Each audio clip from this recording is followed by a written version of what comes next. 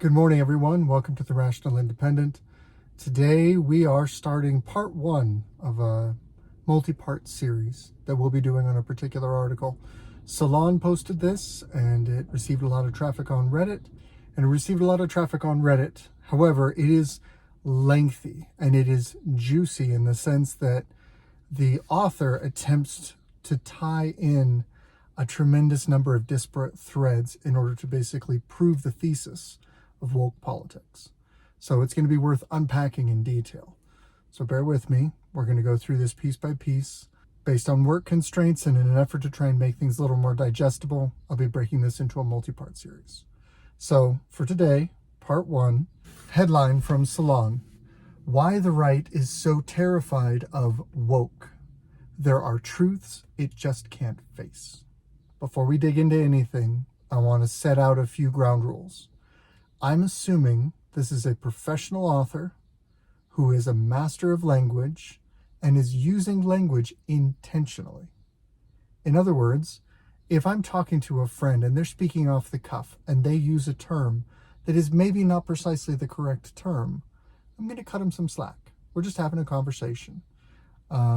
Even I might cut myself some slack. I did a video a few months back on transgender issues, and I used interchangeably body dysmorphia and dysphoria in the same video. And I flip-flopped a few times in using those terms. Now, in the psychological world, those are distinct terms with separate specific meanings. However, I'm not an expert. Like I always say, I just pay attention. But simply put, I'm going into this assuming that this article, written by a professional, gone through editing and fact-checking, is saying precisely what the author means. I'm going to critique it as such. This headline: Why the right is so terrified of woke. There are truths it just can't face. This headline uses something called framing. So for every conversation, you need to talk about, right at the start, what are we talking about here? How big of an issue this is.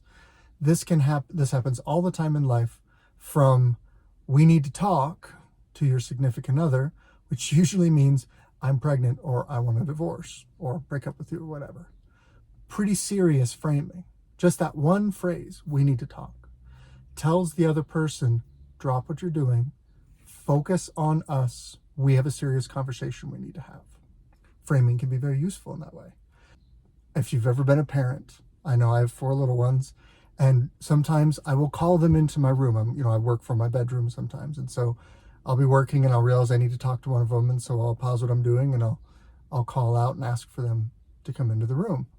And they'll come into the room, and sometimes maybe they're not certain about things. They might respond with, what's on your mind, Dad? What are we talking about here? Because it could be, hey, maybe I misbehaved. Maybe I need something corrected. Maybe I'm about to get a punishment or a correction of some kind of discipline. It's an unfavorable conversation. I'm not sure I want to engage with this. Or, hey, everything's fine and Dad wants to give me a privilege, or Dad wants to teach me a new skill, or whatever.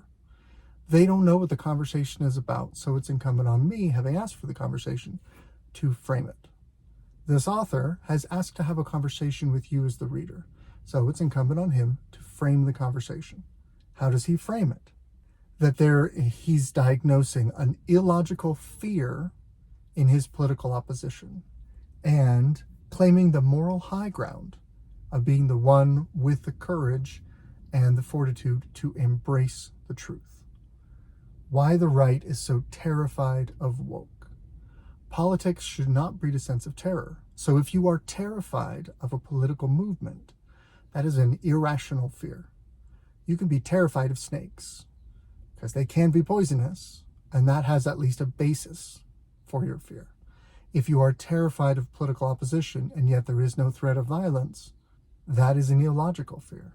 So he's casting an aspersion, saying that the people who disagree with him have an illogical fear. And he, in turn, is claiming the moral high ground for himself and by extension for his movement, saying that to be woke means to embrace the truth, the uncomfortable, harsh truths of reality.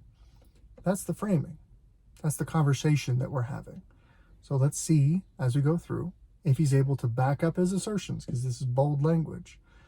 I'm going to go ahead and quote the first paragraph. I don't think I'm going to read the whole article as we go through this, but there's some meat here, so we're going to dig into it. Long ago and far away in a country where we all seemed to believe in roughly the same reality, many people in a political party that traditionally talked up law and order and guffawed that liberals needed to put on their big boy pants to face the harsh facts of the world lost their minds. First off, that's a terrible sentence. That's all one sentence. We'll get back to that. How did this happen? Well, they were reminded that there was such a thing as white privilege. They had forgotten about it, possibly on purpose. Unpacking that a little bit, we're going to have to break into a few layers. First off, more framing.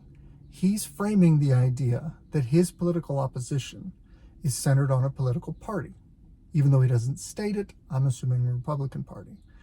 Which is interesting because that means that he's saying there's basically two ways of looking at things, Democratic and Republican, leaving aside huge swaths of the country that are independent of both parties, myself included. So he says if you're a Republican, you must be an evil whitey, because the Republican Party is full of white people. Okay, because they react so poorly to the concept of white privilege. And I guess if you're someone like Larry Elder, who's in the Republican Party, then you deserve the label of, I think what they called him was the black face of white supremacy. In other words, there's a layer of that says, if you happen to agree politically with the right or with the Republican Party specifically, and you're a person of color, to use their term, then you're basically an Uncle Tom. Then you basically bought into white privilege, even though you're not white. The whole thing falls apart once you try and analyze it, but that's what's being put forward here. Let's dig into this a little bit more, and right off the bat, I want to address something. Long ago and far away in a country where we all seem to believe in roughly the same reality.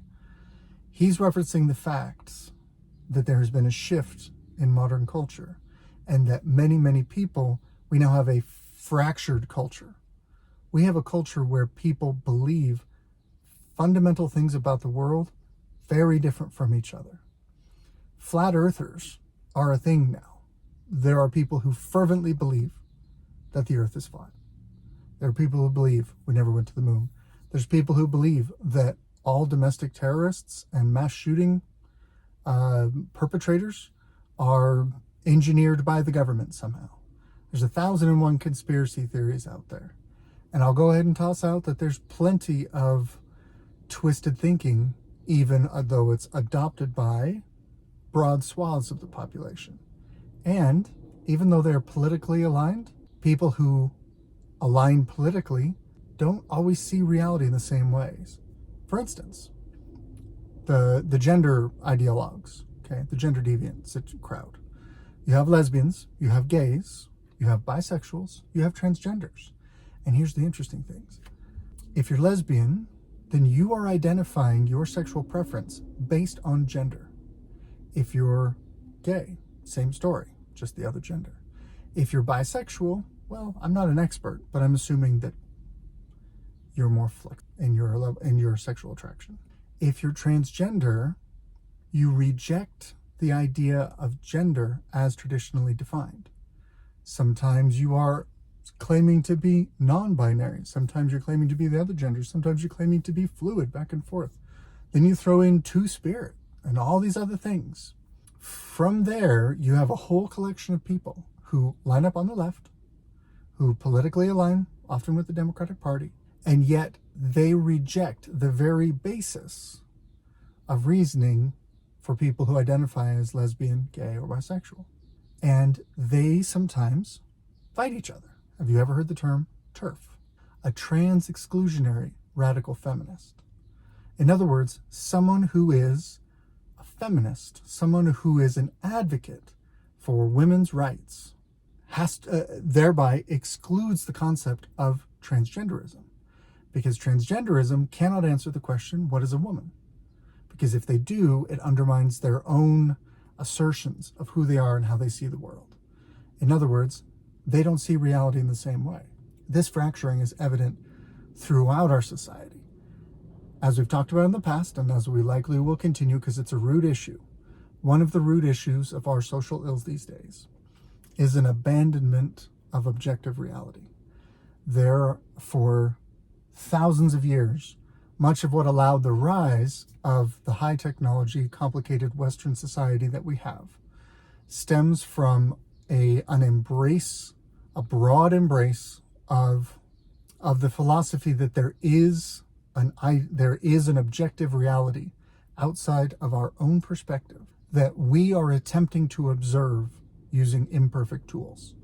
The entire scientific process is built on the idea of an objective reality outside of our limited ability to perceive it.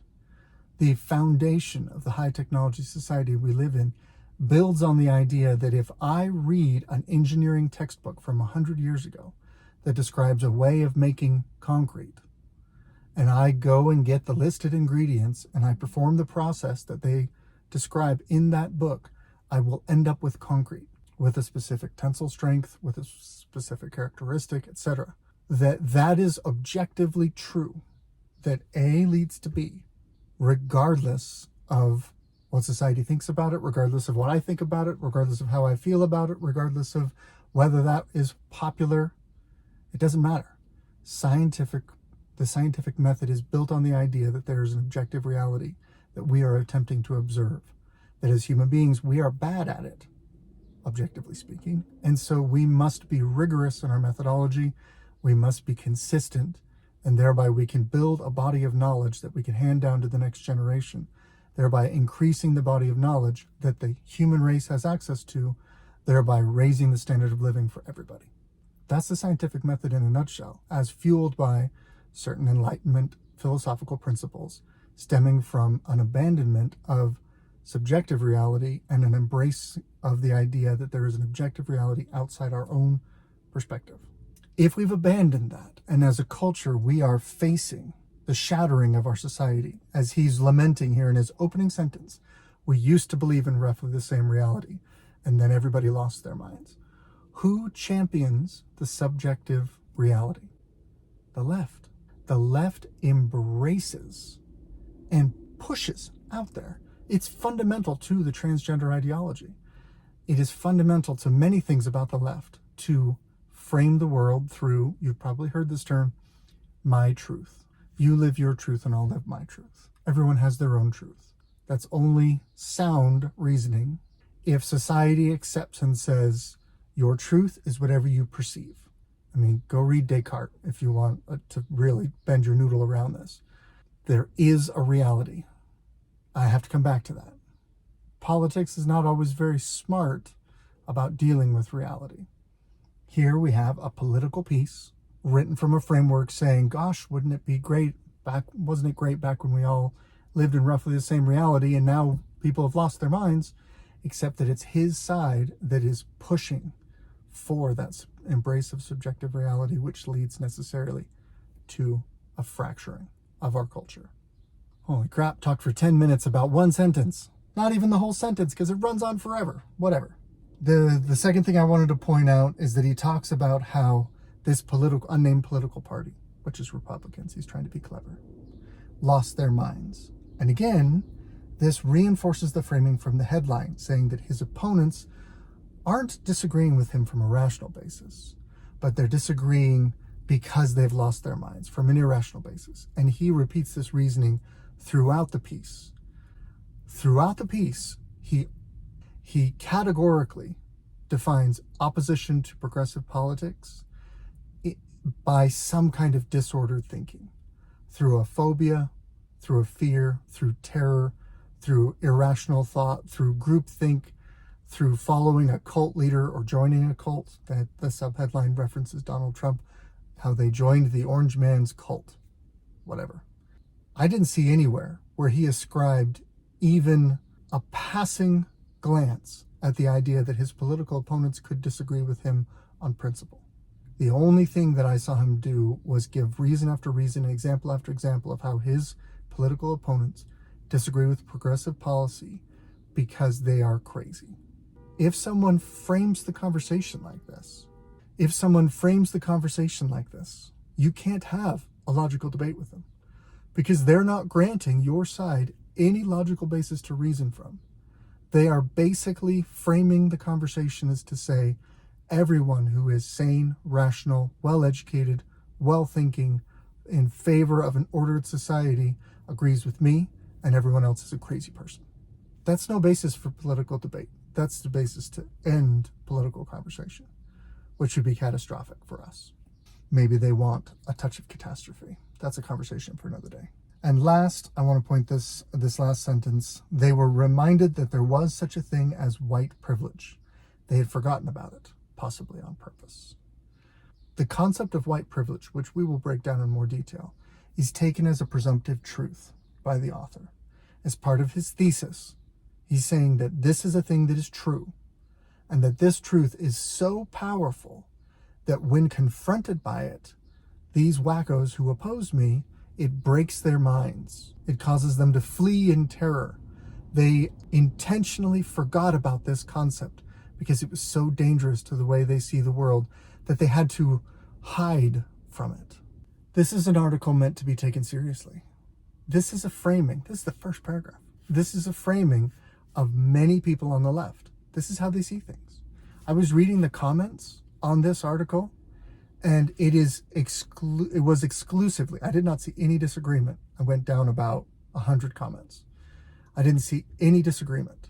Everyone was firmly in line with the author's thesis, felt that it was reasonable. In fact, several people pointed out the author didn't go far enough. There are people who oppose you politically if you lean on the right or if you're independent. And their perspective is, if you don't agree with them, it's because you're a crazy person, or an evil person, or an evil crazy person.